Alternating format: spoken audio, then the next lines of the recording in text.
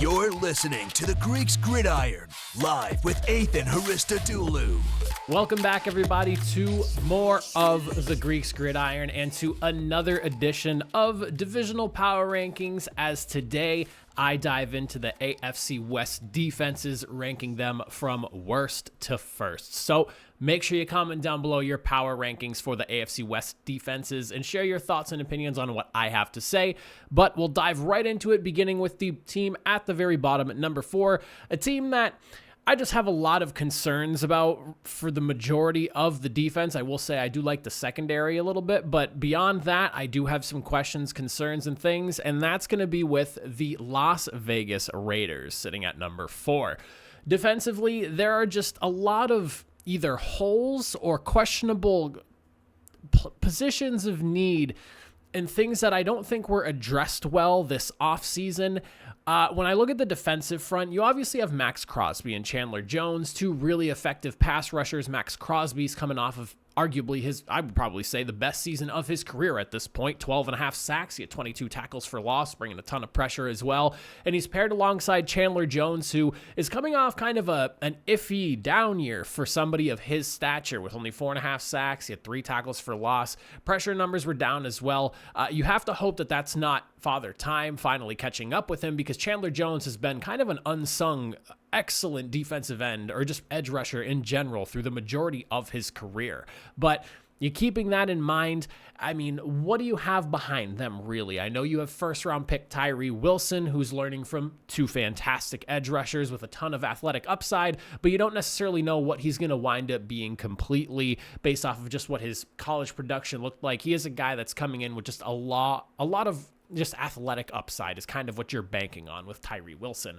Then you take focus over to the interior of the defensive line, and things aren't necessarily very flashy there either. When you look at the inside, Jerry Tillery, who only had 4 starts in 2022, and Bilal Nichols are your 2 lead guys there. More of just kind of like plug up the middle type players. They're not necessarily guys that are going to bring a ton of pressure. They're not going to get to the quarterback. They're just people that are going to plug up holes against the run, and that's about all you're really getting out of them. And then you have guys behind them like John Jenkins and Neil Farrell that could maybe even push for playing time just based off of how things shake out. But I'm not super thrilled about the interior of the defensive line. I do like the edges. Again, I'm really high on Chandler Jones. Love the product that he's put on the field through the majority of his career last year. A bit of a down year, though.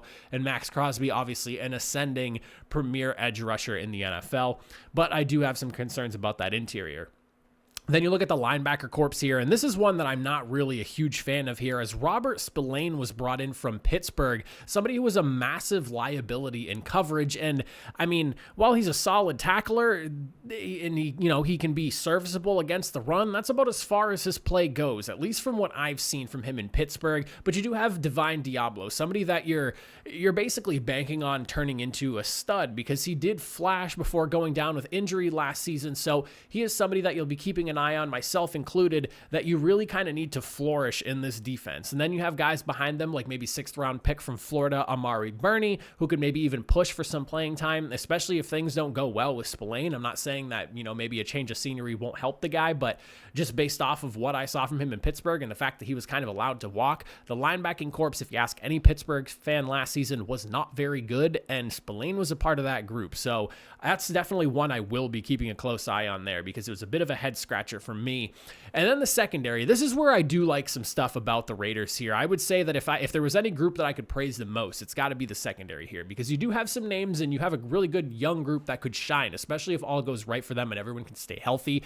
You have Nate Hobbs, obviously, who appears to be returning to the slot where he plays the best, so I'm happy to see him returning to there. You obviously went and got Marcus Peters, not quite the athletic playmaker he was maybe a handful of years ago, but still a savvy veteran and a guy who really understands the position, and I think can help bring along some of the younger players in this secondary here. And then you have 4th round pick out of Maryland, Jacorian Bennett, who is apparently slated to be starting opposite of him, and is somebody who's been having a very strong training camp in preseason. So exciting to see a guy, that you find over there in day number 3 fighting for a starting role here, especially at cornerback. Doesn't happen too often.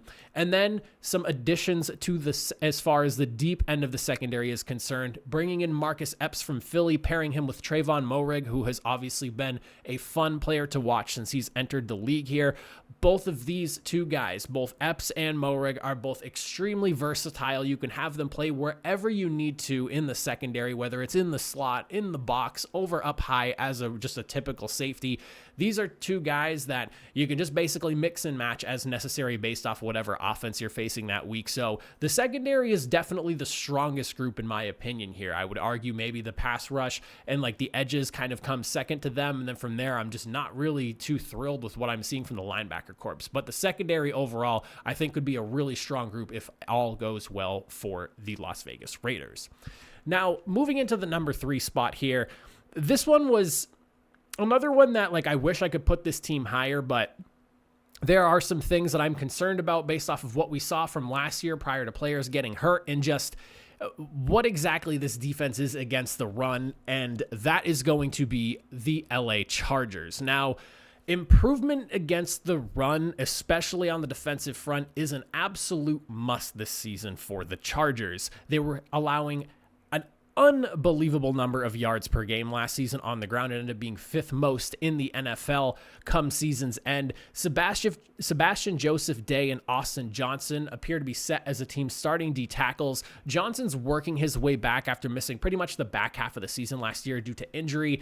And for as much love as I gave the Joseph Day signing last season for the LA Chargers, I will say that as a full-time starter, I don't think his initial season was anything stellar by any means, but I mean, it was solid at best. Maybe you could argue good, but I would say solid at best. I will be very curious to see what a healthy pairing of Khalil Mack and Joey Bosa looks like, because I think in order for this defense to really reach its fullest potential, you need Khalil Mack and Joey Bosa on the field together. So hopefully both guys can stay healthy and we actually get to see what this pass rushing duo was supposed to be like. They'll be able to set the edges more efficiently and hopefully be able to slow down some of the run game that just seemed like every single team was able to completely bulldoze over the Chargers. As for the linebacking corps here, a little bit of reworking going on. Eric Kendricks comes in joining from Minnesota after his long stint over there. Really good player in coverage. He's really solid against the run as well, and you're pairing him up with Kenneth Murray, obviously, who's a really good tackle, and on top of that, flashed in coverage last season, showing a great improvement there. I think this will be a solid 1-2 punch on the interior for the defense. And you also have a guy like 3rd-round pick out of Washington State, Dayan Henley, who's shown some skill in coverage and rushing the quarterback during his time in college. You have Nick Niemann, who's quality depth as well. I actually like the linebacker corps. I think that they're like a solid group to maybe even slightly above average group, but I won't say that they're like the most flashy in the NFL, but I do like the group as a solid unit to trust in. But it's really going to rely on how effective that defensive line is going to be, because it's not like Eric Kendricks is getting any younger here. He's still a pretty solid linebacker at this point in his career, but he is on the wrong side of 30 at this point. And then there's the secondary, and this is where like you have a really good mix of talent, but you do have a big question mark here. J.C. Jackson was your big signing last season. He was supposed to basically round out the secondary and finish it off. He got like your premier number 1 corner, but in the 5 games that he played last year, it honestly did not look great, and it was borderline bad, to be completely honest with it. And he was struggling quite a bit, to just sum it up simply, before going down last season. So in year number 2, you're hoping that he can maybe adjust, hopefully understanding what they're doing schematically over there in LA maybe helps him out a little bit more, but I'm slightly concerned because that was another sign. Like I'll be completely honest. Last year, I was hammering the Chargers defense home all the way through, both with having a pairing of Khalil Mack and Joey Bosa. You're bringing in J.C. Jackson. I was all in on the Chargers defense, but based off of missing Joey Bosa for half the year and just kind of what the pass rush looked like, and then on top of that, J.C. Jackson did not really look great in his first 5 games in a new system. A little bit concerned with how that all ends up shaking out, because if it doesn't work out well, it's just so much money tied up to the failure of a signing. I'm not going to sit here and say that's what it is right now, but that's what you want to avoid. As for the rest of the secondary, though, I do really like what the Chargers have going for them. Michael Davis is poised to be opposite of him, with Asante Samuel Jr. playing in the slot. I would say As a starting three on paper, this should be a really good group. I think Asante Samuel is emerging as one of the top slot corners in the NFL right now, and even the depth behind them as well. You have guys like Jazeal Taylor and Dean Leonard. They had the 7th best pass defense in 2022. They had a really good secondary. If J.C. Jackson can get back to what he was doing in New England, this could be a top 5 passing defense altogether. And not to mention the safety group, as deep as just about any in the NFL. You have Derwin James, who obviously, when healthy, is one of the best safeties in the NFL. You pair him with Alohi Gilman, who made quite a leap for the team last season. I know a lot of people really love him. He is a big fan favorite over there in LA. And JT Woods, who kind of took a back seat to Gilman, but is still a really strong third option at safety for the team. Secondary is a really strong group, and a group I do really like, but we need to see J.C. Jackson from New England, not J.C. Jackson from the first 5 games of last season. Moving into the number 2 spot here, and this is where I was doing a lot of dice rolling in my head because I'm trying to decide who am I going to go with at number 1, number 2. Denver and Kansas City both fielding really good defenses last year in their own ways, but I ultimately settled on Denver as the number 2 team here. Now, there is a lot to like about this Broncos team when you look at them. They brought in Zach Allen to help shore things up on the interior of the defense. Obviously, they're styled around like a 3-4, so bringing him in, coming off of his best season so far in his career, 5.5 sacks, he had 25 pressures, 47 tackles on top of that. He's a very effective guy. The rest of the interior, though, will be interesting to watch. You have DJ Jones and Jonathan Harris, who are currently penciled in as starters on the interior alongside him, with only 217 snaps coming from Jonathan Harris. The rest of the interior is definitely something to keep an eye on. But when you look at the outer edges of that defensive line, again, this is a 3-4, so we're looking at some outside linebackers, pass rushers, edge rushers, whatever you want to call them there. Baron Browning, who's currently still on the PUP list, and then Randy Gregory, who only played in 6 games in 2022, will be setting the edges for this defense here.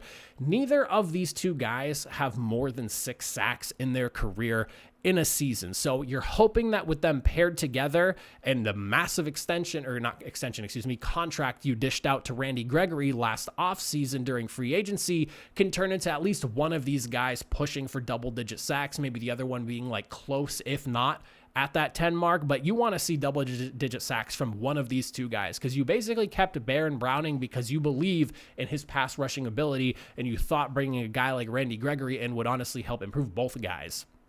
On top of that, though, if for whatever reason either of those two guys can't produce, you did bring in Frank Clark, who is somebody else to watch as well, joining from KC. He was good for about 20 pressures, 4+ sacks every single season. So someone else to keep an eye on. And this is one of those signings that I feel like flew under the radar. I remember first seeing him do an interview and he was talking in a Denver Broncos uniform after a practice. And myself and just about everyone in the comment section of that video were all asking the same thing. When the heck did he sign with Denver? Even some Denver fans were kind of surprised to see him wearing a Broncos uniform. That was one of the more weird under the radar things that just kind of slipped through the crack. But overall, I think the pass rush and just the defensive line as a whole should be a strong group. You want to buy in, though, and really hope that you get more of what is like on the potential upside than kind of what we've seen so far from this group. As for the linebacker corps, this is where things get really fun on this Denver defense here. I really like both the linebacking group and the secondary here. You have Josie Jewell, who's basically an all-around linebacker, and I think firmly arrived last season with 128 tackles. He had 7 for a loss. He had a couple of interceptions, 4 passes defense, 2 forced fumbles. You want to talk about a guy that filled up the stat sheet and has a nose for the football? Josie Jewell is a guy that is firmly ascending in the NFL. And you pair him up with Alex Singleton, who himself had 160 some odd tackles. He able to get into the backfield. He had some passes defense as well. 1-2 punch is probably a very light way to put it, but these two guys paired together are about as good as any other linebacking corps, I would say, and as a tandem in the NFL. Then you have a guy like 3rd-round pick out of Arkansas, Drew Sanders, who I'm actually really excited to see him develop behind these two guys because this is somebody in 2022, when you look at his numbers, 100+ tackles, 13 and a half tackles for loss. He had almost 10 sacks, 5 passes defense. He had an interception as well. I mean, this is another guy who shows he can be that all-around linebacker. He can play off the ball. He can get up front and do what he has to do against the run. I am really excited to watch this linebacking group this year because I think that the Broncos are among some of the top linebacking corps in the NFL right now, just from like starting all the way into like the depth of the unit. And then the secondary, of course. This is one that just seems to constantly have good players coming and going, but is always a competitive unit and a top flight pass defense in the NFL, or to helping the Broncos be a top flight pass defense in the NFL. You look at Pat Surtain II, don't really have to say too much about him. One of the top corners in a very young career in the NFL so far. Then you have 2022 fourth round pick, a guy that I don't think a lot of people expected to see be discussed like this, but Demaryi Mathis, impressing last season. He allowed only 1 touchdown through the whole year with 6 pass breakups as well.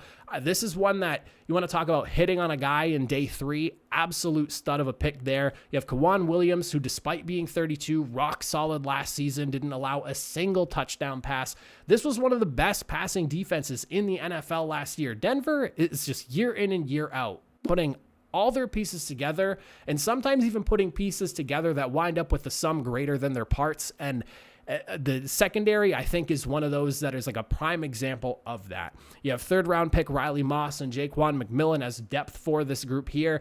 And you start to look at the secondary and go, okay, this is a unit that can basically run it back. Safety, also just as strong. Kareem Jackson continues to just beat Father Time as like a savvy veteran there for that unit. Justin Simmons is obviously one of the top safeties in the NFL right now. And you have Caden Stearns, who's returning from hip injury, who looked really, really good before going down.